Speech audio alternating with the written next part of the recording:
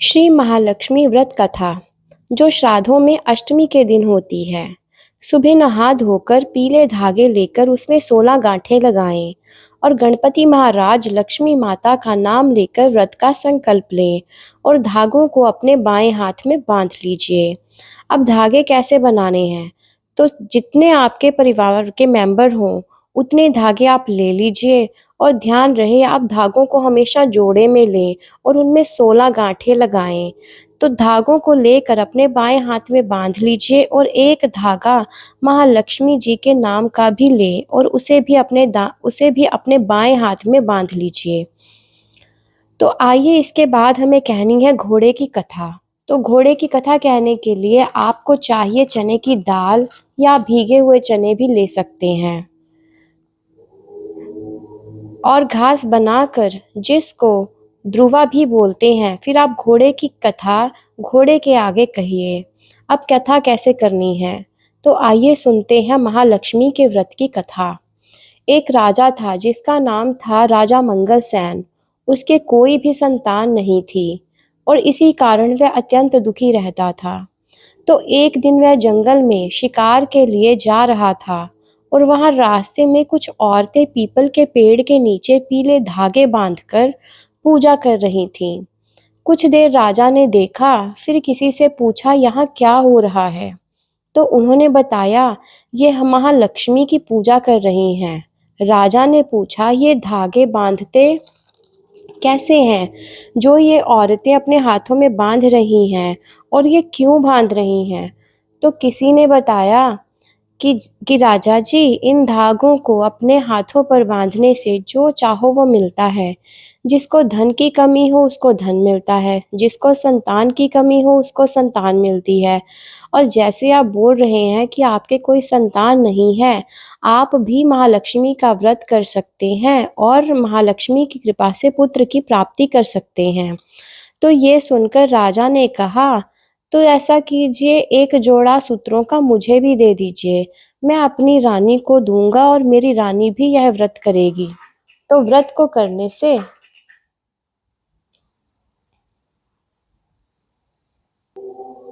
हो सकता है मेरे घर में भी पुत्र की प्राप्ति हो जाए।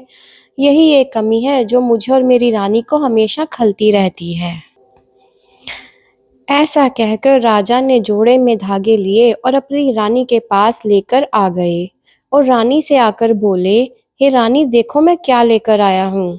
ये महालक्ष्मी के सूत्रे हैं, इसे बांध लो, हमें पुत्र की प्राप्ति हो जाएगी। तो रानी ने पूछा ये क्या है? तो राजा ने पूरा वृतांत सुनाया और बताया कि इसे बांधने से जो चाहो वो मिलता है। धन मांगो तो धन मिलता है, पुत्र मांगो तो पुत्र मिलता है।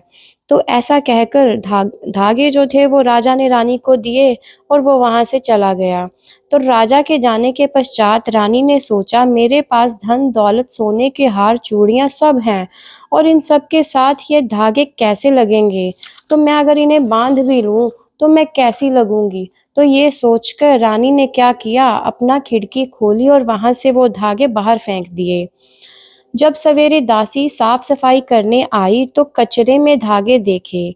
तो दासी उन धागों को देखकर पहचान गई और दासी को उसके उन धागों के बारे में पता था। तो धागे लेकर दासी ने क्या किया, उनकी साफ सफाई की, उनको माथे पर लगाया और जय गणेश जय महालक्ष्मी कहते हुए उसे अपने हाथों पर बांध लिया। तो जैसे ही उसने अपने हाथों पर बांधा तो क्या होता है, जो गोली थी वो रानी हो गई और जो रानी थी वो गोली हो गई। तो ये हुआ किस्मत का हेर फेर। तो क्या होता है, अगले ही दिन राजा को एक स्वप्न आता है।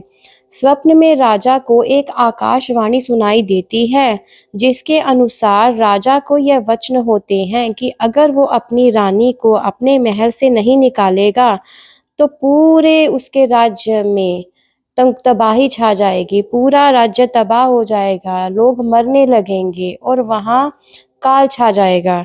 तो यह सब सुनकर राजा क्या करता है, अगले ही दिन अपनी रानी को देश निकाला दे देता है। तो रानी वहां से चली जाती है क्योंकि जन क्या होता है कि एक राजा के लिए अपनी जनता का ध्यान रखना ही एक प्रथम उसका जिम्मेदारी थी। तो उस जिम्मेदारी को निभाने के लिए राजा क्या करते हैं, अपनी पत्नी को देश निकाला दे देते हैं। तो इसके बाद रानी जंगल में चली जाती है। तो जंगल में जाने के बाद रानी को एक आश्रम दिखाई देता है। तो रानी वहां जाकर आश्रय मांगने के लिए उनसे हाथ जोड़कर विनय करती है। तो वो आश्रमवासी क्या करते हैं, रानी को कुछ दिन रहने के लिए वहां पर मान जाते हैं। तो जैसे ही वे लोग बाहर जाते हैं और रानी के पैर वहां पड़ते हैं, तो वो जो आश्रम होता है वो जलकर भस्म हो जाता है। तो जब वो लोग ऐसा देखते हैं तो वो रानी को वहां से जाने के लिए कह देते हैं। तो रानी बहुत रोती है और वहां से निकल जाती है। कुछ देर आगे चलती है, एक पानी की नदी उसको दिखाई देती है। तो वहां जैसे ही वो पानी पीने लगती है तो वो नदी सूख जाती है। तो वो बहुत रोती है। तब उसको अपनी गलती का एहसास होता है कि उसने क्या कर दिया। और जैसे उसको यह एहसास होता है वो हाथ जोड़कर माफ़ी मांगती है। बोलती है, भगवान, मैं आपकी महिमा को नहीं समझ पाई। हे महालक्ष्मी, मैंने आपके धागों का अनादर किया, मुझे माफ़ कर दीजिए। तो जैसे ही उसके मन में यह भावना आ जाती है और उसको पश्चाताप होता है अपने किए पर, चलो जैसे भी था, महालक्ष्मी की कृपा उस पर होने लगती है। गलती की थी उसने, पर जैसे ही उसको उसका आविर्भाव हुआ तो उसमें सुधार आने लगता है। तो वो वहां से निकलती है। कुछ दूर चलती है तो एक आश्रम दिखाई देता है। वहाँ के जो सन्यासी थे वो बहुत ही पूजनीय, बहुत ही तपस्वी और बहुत सालों से वहाँ तपस्या कर रहे थे। तो जब रानी उनके पास जाती है तो इस बार रानी जाते के साथ ही उनको हाथ जोड़कर सारी व्यथा बता देती है कि ऐसे-ऐसे महाराज, मुझसे ये गलती हुई थी। उसके बाद मुझे ऐसे देश निकाला मिल गया और अब मैं अपने अपने देश से बाहर हूँ और मेरे पास रहने के लिए कोई स्थान नहीं है और मुझे अपनी गलती का बहुत पश्चाताप है। तो वो साधु क्या करते हैं, उसे कहते हैं, तुम मेरी धर्म की पुत्री हुई और मैं तुम्हारा धर्म का पिता। जो भी हुआ कोई बात नहीं, कोई बात नहीं। अब हम लोग सन्यासी हैं। हम भगवान के पूजन में ध्यान करते हैं। तो कोई बात नहीं, आप यहाँ रहो, आप हमारी पुत्री हो। तो जो भी होगा आप यहाँ पर रहकर अपना पश्चाताप कर सकती हैं, पूजा में ध्यान लगा सकती हैं। और ये जो संसारी मोह माया थी, कोई बात नहीं, हम लोग भी तो छोड़ कर आते हैं, तो कोई बात नहीं, आप हमारे साथ रहिए। तो वो वहाँ रहना शुरू कर देती है। वो नित्य आश्रम की साफ-सफाई करती है और ध्यान लगाती है और जैसे बाकी साधु संत करते हैं वैसे भगवान का पूजन करती है। तो ऐसे ही करते-करते 1 साल निकल जाता है। तो जैसे ही धागों का व्रत आता है, इस बार वो पहले से तैयारी करती है, धागे बनाती है, जोड़े में धागे लेती है, 16 गाँठें लगाती है और अपने राजा, अपने परिवार के मेंबर, उनके हिसाब से वो क्या करती है, अपने हाथों में धागे बाँधकर अपना व्रत करती है। तो व्रत जैसे वो ये व्रत करती है, व्रत आधा ही हुआ था कि उधर राजा को स्वप्न आता है। फिर से वही आकाशवाणी होती है कि राजा जी, आपकी रानी ने अपना पश्चाताप कर लिया है। अब आप उसे अपने राज्य में वापस ले आइए, तो आपके राज्य में सुख समृद्धि आ जाएगी और आपको पुत्र की प्राप्ति भी होगी। तो जैसे ही राजा यह सुनते हैं, राजा निकल पड़ते हैं अपने सैनिकों को साथ में लेकर और अपने सेनापति को लेकर। तो वो रास्ते-रास्ते, गाँव-गाँव ढूँढते चलते हैं अपनी रानी को। तो ऐसे ही चलते-चलते एक जंगल में राजा को भूख लगी और राजा ने एक तीतर मारकर अपने सैनिक को दे दिया और बोला, जाओ इसे भून कर ले आओ। तो सैनिक क्या करता है, तीतर भूनने लगता है। वो तीतर भूनते-भूनते क्या होता है, वो थोड़ा जल जाता है, थोड़ा सड़ जाता है। तो वो डर जाता है कि राजा जी पहले से बहुत थके हुए हैं और अगर मैंने ये जाकर उनको दिया तो वह बहुत गुस्से में आ जाएँगे। तो यह सब देखकर वह बहुत ही भयभीत हो रहा था कि उतने में पर्दा किए हुए एक औरत उनके पास आती है, जो यह सब देख रही थी जब वो तीतर बना रहे थे और तीतर जल गया। तो वो औरत और कोई नहीं, वो रानी थी। पर पर्दे में होने के कारण सैनिक उनको पहचान नहीं पाया। तो वो उनके पास आती है और बोलती है कि क्या मैं आपकी कुछ सहायता कर सकती हूँ? तो सैनिक ने रोते-रोते बता दिया कि ऐसे-ऐसे ये जल गया है, अब मुझे कुछ समझ नहीं आ रहा। तो उसने बोला, कोई बात नहीं, आप मुझे दे दीजिए, मैं इसको सुधार देती हूँ। तो उसने उसको तीतर को लिया, उसको धोया, जले हुए तीतर को धोकर साफ करके उसमें अच्छे से दूध में डाला और उसको अच्छे से पकाकर सैनिक को दे दिया। तो सैनिक अब वो तीतर को लेकर जैसे ही राजा के पास पहुँचता है, उसकी खुशबू जो थी ना, वो राजा को कुछ जानी-पहचानी लगी। फिर राजा ने तीतर को खाया। जैसे ही तीतर को खाया, राजा को पता चल गया कि ये किसी और ने नहीं, ये मेरी रानी ने बनाया है। तो राजा जी कहते हैं, सैनिक सच बताओ, ये तीतर किसने बनाया? तो सैनिक कहता है, ये मैंने ही बनाया। तो राजा जी फिर से गुस्से में बोलते हैं कि अगर तुमने इस बार सच नहीं बोला तो हम तुम्हारी गर्दन उड़ा देंगे।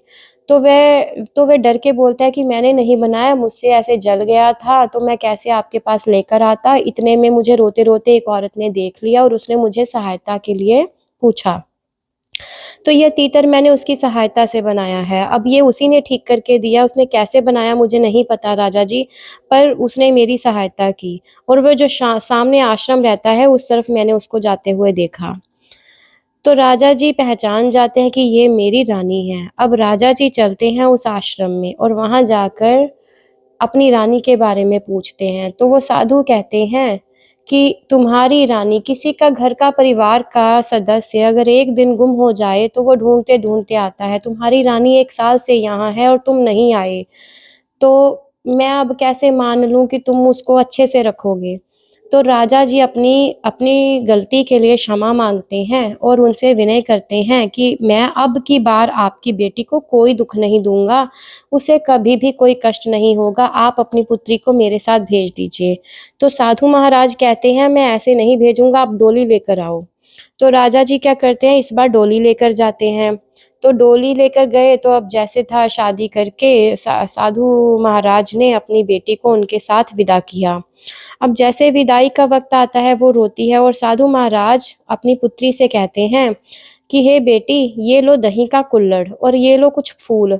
तुम जैसे ही ऐसा होता है कि वो बहुत रोती है, वो कहती है मैं तो यहाँ से चली जाऊँगी, पर मुझे कैसे पता चलेगा कि मेरे पिता ठीक हैं? चाहे आप मेरे धर्म के पिता हैं, लेकिन आपके प्रति मेरा जो प्यार है, मैं अब की बार आपको छोड़ नहीं पाऊँगी जब मुझे ना पता हो कि मेरे पिता ठीक हैं या नहीं।